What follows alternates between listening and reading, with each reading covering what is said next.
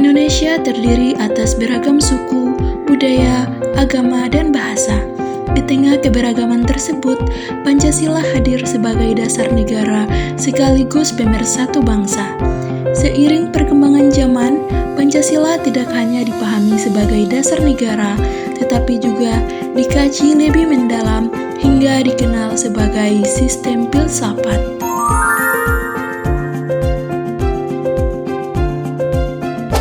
Assalamualaikum warahmatullahi wabarakatuh. Sebelumnya perkenalkan, nama saya Irwin Toroti dari kelompok 5 kelas B D3 Farmasi 2025. Nah, pada kesempatan ini kami akan menjelaskan materi mengenai Pancasila sebagai dasar filsafat. Presentasi ini disusun untuk memenuhi tugas mata kuliah Pancasila yang diampu oleh Bapak Saleh Alhamid SIP MA. Pada kesempatan ini saya akan menjelaskan materi ini bersama rekan-rekan saya, yaitu ada Elmida Nur Hikmah, Khairun Nisa, dan Arya Saputra Karnain. Menelusuri konsep dan urgensi Pancasila sebagai sistem filsafat. Yang pertama, konsep Pancasila sebagai sistem filsafat. Apa sih yang dimaksud dengan sistem filsafat? Jadi teman-teman, sistem filsafat adalah satu kesatuan pemikiran yang tersusun secara teratur, saling berhubungan dan membentuk satu pandangan yang utuh tentang kehidupan. Dalam sistem filsafat, setiap unsur memiliki hubungan dengan unsur lainnya sehingga tidak dapat dipisahkan. Terus, mengapa sih Pancasila disebut sebagai sistem filsafat? Jadi, Pancasila disebut sebagai sistem filsafat karena kelima silanya merupakan satu kesatuan yang saling berkaitan, saling mendukung, dan tidak dapat dipisahkan. Setiap silanya memiliki kedudukan dan fungsi masing-masing, tetapi sama-sama membentuk dasar pemikiran, pandangan hidup, dan pedoman bagi bangsa Indonesia dalam kehidupan bermasyarakat, berbangsa, dan bernegara. Ciri-ciri Pancasila sebagai sistem filsafat. Jadi, Pancasila itu bersifat menyeluruh dan terpadu, memiliki dasar ontologis, epistemologis, dan aksiologis, menjadi pedoman dalam berpikir dan bertindak, serta menjadi sumber dari nilai-nilai budaya dan kepribadian bangsa Indonesia. Yang kedua, urgensi Pancasila sebagai sistem filsafat. Jadi, Pancasila sebagai sistem filsafat penting karena menjadi dasar dan arah penyelenggaraan kehidupan berbangsa dan bernegara, menjadi pedoman dalam menghadapi perkembangan ilmu pengetahuan dan teknologi, menjadi benteng terhadap masuknya ideologi yang tidak sesuai dengan kepribadian bangsa, menjaga persatuan dan kesatuan bangsa Indonesia, serta menjadi panduan dalam mewujudkan keadilan dan kesejahteraan masyarakat. B. Menanya alasan diperlukannya kajian Pancasila sebagai sistem filsafat. Yang pertama, filsafat Pancasila sebagai genetivus objektivus dan genetivus subjektivus. Pancasila dapat dikaji sebagai objek filsafat atau genetivus objektivus, yaitu nilai-nilai Pancasila dianalisis secara mendalam menggunakan pendekatan filsafat. Pancasila juga dapat dikaji sebagai subjek filsafat atau genetivus subjektivus, yaitu Pancasila digunakan sebagai cara pandang dalam memahami berbagai persoalan hidup. Yang kedua, landasan ontologis Pancasila.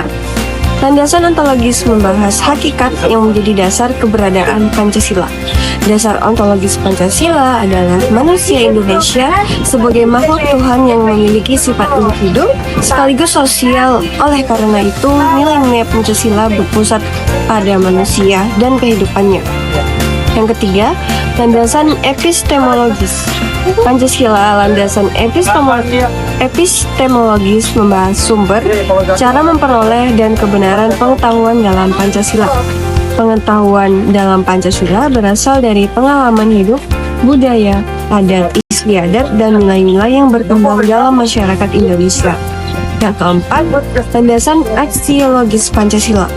Landasan aksiologis membahas nilai atau manfaat yang terkandung dalam Pancasila.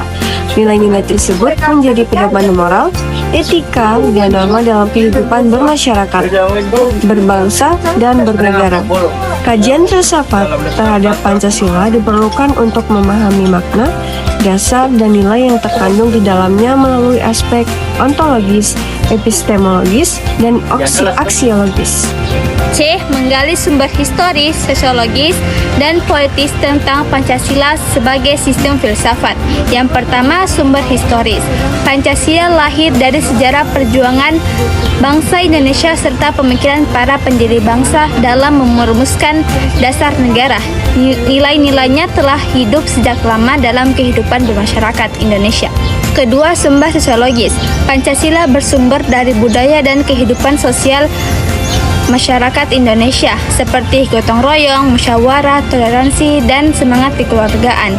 Yang ketiga, sumber politis. Pancasila menjadi dasar kehidupan politik dan penyelenggaraan negara Indonesia. Seluruh kebajikan negara harus berdasarkan nilai Pancasila. Simbol Garuda Pancasila. Garuda melambangkan kekuatan dan kebesaran bangsa Indonesia. Warna emas melambangkan kejayaan, jumlah bulu menunjukkan tanggal proklamasi kemerdekaan Indonesia yaitu 17 Agustus 1945.